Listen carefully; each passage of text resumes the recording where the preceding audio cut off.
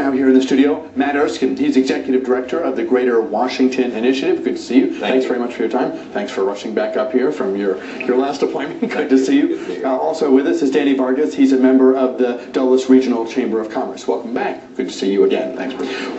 Curious to get both of you to your general reaction, your take on what it is the President has offered. I think it's good news for the region. Our region has proven, the Greater Washington region has proven resilient during this economic recession. In fact, our unemployment rate has been 4 percentage points lower than the national.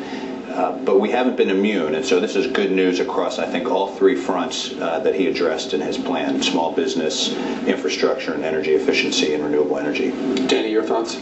No, I think in general, this area and all areas of the country are deeply affected by the jobless rate, by the unemployment rate, which is not just the 10%, but I think there are lots of folks who are just dropping out of the job market right now. So I think it's commendable that the President is now focusing on jobs, on private sector solutions to what is a troubling issue, and that's our increasing unemployment rate. So I think he'll find general broad support for some of the tax cuts initiatives from the business community.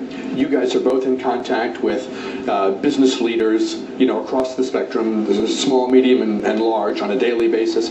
I'm curious to get your read as to where they are in terms of a confidence level, if you will, that we're climbing out of the ditch we've been in and that better times are ahead, and so they can begin to replace some of the people that may have been laid off over time. Danny, you first on that? No, I think one of the things that affects companies the most in terms of hiring new people and investing in new jobs is uncertainty. So I think to the extent that we can get to a point where government programs and government initiatives provide that level of certainty, I think people will feel more comfortable creating jobs. I think the other concern out there is what is still yet to be done. Cap and trade, healthcare reform, some of those other big government initiatives are a concern to small businesses, particularly in terms of how it's going to impact them from an economic perspective. Government spending is still going to be a big concern, and the taxes that are going to be expected to come from small businesses and individuals is going to be a concern for most businesses. If you could sort of isolate the recovery as one thing to discuss, do business leaders think we're on an up incline, or is there uncertainty about whether it could still go in any direction? As they say, jobs is a trailing indicator. One of my concerns, frankly, is when you look at Canada and Germany. Canada's got an 8.5% unemployment rate. They just created 79,000 new jobs in November. Germany's at 8.1%. So they're doing something different. Even though they're more left-leaning in terms of governments than we are, I think our reliance on government spending has hurt us in the long run. I think the initial stimulus package that focused so much on government programs should have been focused on private sector solutions like this latest initiative that the President's talking about. What are you hearing from CEOs, from small business owners, et cetera?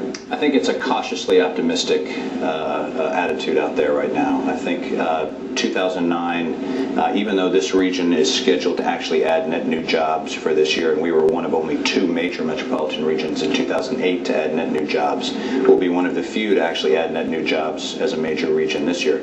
Cautiously optimistic. 09 was very much a wait-and-see attitude in terms of let's look to first and second quarter of 2010. But I think what's important about the President's announcement today is the 3 areas he laid out play to our strengths here in Greater Washington.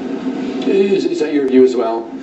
I would think so. I think the cash for cockers thing, whatever you want to call it, in terms of some of the credits for energy efficiency and so forth, that's kind of nice and so forth, but it's going to be a blip maybe in terms of impacting the economy. I don't think it's going to create huge amounts of new jobs, and what we really need to stimulate right now is that engine of job creation within the small business community. You know what I'd love to see? I would love to see more focus placed, and he did talk about some new tax credit that's yet to be defined. I'd love to be able to see some kind of tax credit focused on innovation, on technology, on research, being able to stimulate the next big new thing that's going to come out. And I think you'll see that in the energy efficiency and renewable energy piece. We have scheduled to add 170,000 new green jobs over the next 30 years here in Greater Washington. We will be an epicenter for the green economy.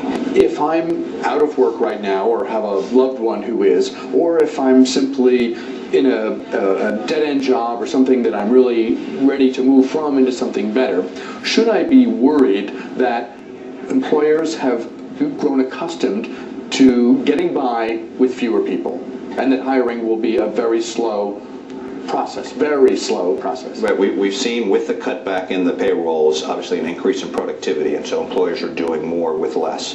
But I think as you see the recovery continue to gather speed, especially across all skill and income levels, you're going to see both in the energy economy and construction, quite frankly, in this infrastructure spending. Again, we benefit disproportionately well in this region, and I think we'll see that with the energy as well. So the infrastructure piece that the president talked about today, that's all well and good. My concern is that was supposed to be part of the stimulus one, if you will. So we're waiting to see what the next round of shovel-ready projects is going to be. We've got to make those happen quickly and immediately. Again, that's going to be a short-term increase in jobs. The thing that I think is interesting is what we're starting to see is an increase in temporary workers in the economy. And temporary workers are companies' ways of being able to test the waters. They'll bring somebody on temporarily to get some of the increases in resources, and then eventually they'll lead to full-time employment.